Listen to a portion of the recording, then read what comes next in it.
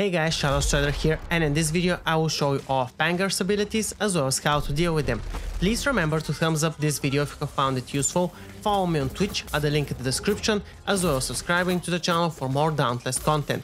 Pangar is a tier 4 behemoth which I hate the most due to the fact that he's the hardest for me to solo regardless if using tier 3, tier 4 or tier 5 gear. He has an elemental resistance towards frost and elemental weakness towards blaze. Before heading out to solo him, I would suggest to either max out your scrap gear from tier 3 or kill him a couple of times with a group and get some gear from him. He is an extremely heavy hitter, so if you're not careful, you would find yourself down pretty fast, so make sure that every evade counts. Now, despite my favorite weapon being the sword, I would recommend when going against Pangar solo to use a hammer, or if you're in a group to have at least one hammer user who knows how to boop Pangar. Boop, or otherwise known as interrupting, is when you hit a behemoth while he's doing a particular ability in a weakened state. This causes him to fall and remain in a state similar to stagger, but lasting lesser amount of time. Pangar is the number 1 behemoth who gives the most possibilities to be booped, even more than Embermane. The only thing you need for that is to stay far away from him, and he will do a roll, which is the ability you need in order to boop him. There is a second way except having a hammer user to booping him, and that is to have a chain blades user with weighted blades cell or a sword user with a forceful detonation cell, but both of these are even harder to find than an average hammer user who knows how to jump boop a Pangar. Now, a final recommendation: if you're struggling, do take either frost or damage resistance potions with you. I find myself struggling for stamina against him, so I prefer those, but the resistance ones are a better option for you. Let's now move on to his abilities. Pangar has a similar look to Helion and shares some of his abilities with him, and since they are both based around the Gnasher model and pattern of attacks, he also takes after that guy. So if you're good at dealing with a Rage Tail Gnasher and a Helion, Pangar will be somewhat easy for you to learn, although annoying in the start. His first and most important ability you need to learn to deal with is his roll.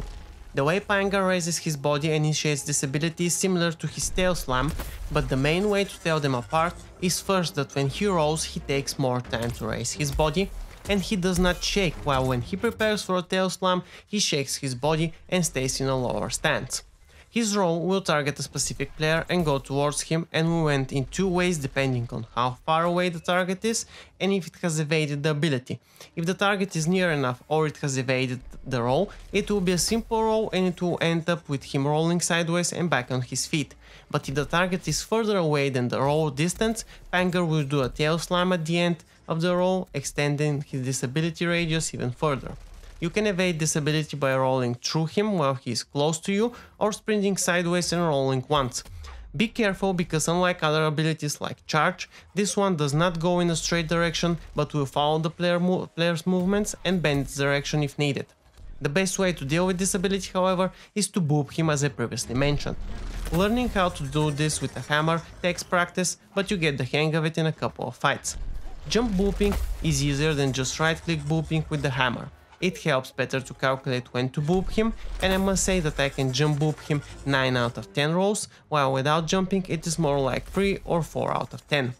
Booping the roll ability is the best thing to do because it gives you a good amount of time in which you can DPS him to your heart's content without worrying about needing to evade anything else. If you cannot, however, boop him, just evade the ability as normal. His second ability is Charge. This ability is identical to the charge ability of Helion.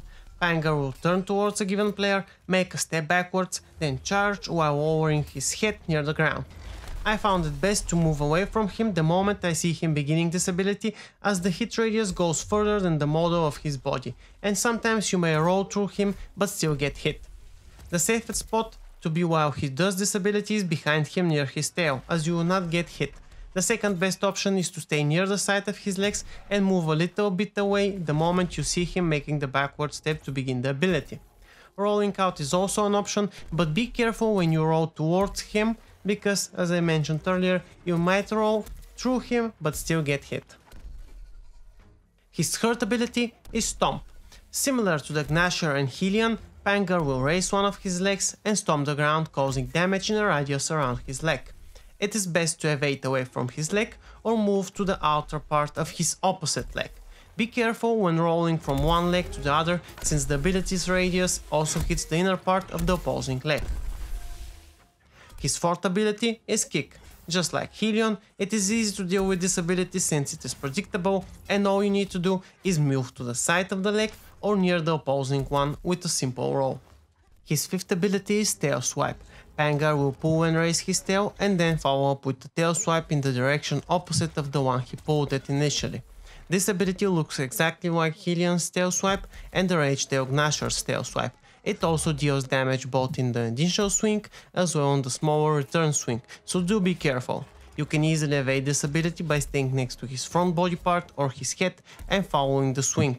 If you're near his tail, just roll once when the swing comes your way, and after that, if you're close to its return point, roll a second time just in case you do not get hit by the return swing. His sixth and final ability is Tail Swam. He will bend down his body followed by shaking it and then jump, roll and swam his tail just like the Rage Tail Gnasher. This move has a very long and wide range, so roll either left or right of his tail location when you see it coming. If you time your roll correctly, you can also roll towards him, and it's also possible to sprint to the side of the hit radius of the ability if you catch him doing it in time. Now, just like most other tier 4 behemoths, Pangar has two special stages, Frost Mode and Enrage. Both stages can happen individually as well as at the same time. Enrage will cause him to do his abilities faster, as well as give him a second type of tail swipe, which does a full 360 degrees hit, so you will need to either roll out of its radius or roll twice to fully evade this ability.